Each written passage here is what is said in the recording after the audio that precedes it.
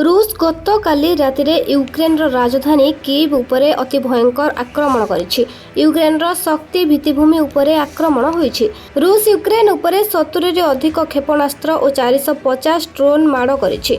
Ukraine रे विजुक्त 20 degree तापमात्रा थिबा बेले शक्ति भित्तिभूमि उपरे आक्रमण द्वारा हजार हजार लोक एवं ठंडा कबलरू निजको रक्षा करने हंतसंत होउछंती।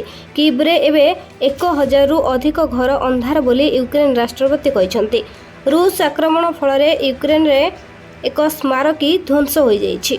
तेज जेलेंस्की कहते रूस जानी शुणी शक्ति भित्तिभूमि को टार्गेट करुछि। एवं विभिन्न अंचल में स्वाभाविक स्थिति फेराइबा पई उद्यम जारी रहितबा से कहते।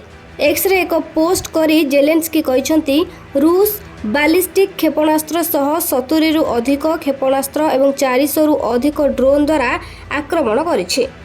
रूस आक्रमण में कीव्रे 9 जन आहत होइथिबा जणा पड़िछि। तेबे आबुधाबी रे अमेरिका नेतृत्व रे रूस यूक्रेन बैठकर दिनक पूर्व यूक्रेन उपरे आज रूस एभली भयंकर आक्रमण करिछि बोली जणा पड़िछि। Bureau report Birja news.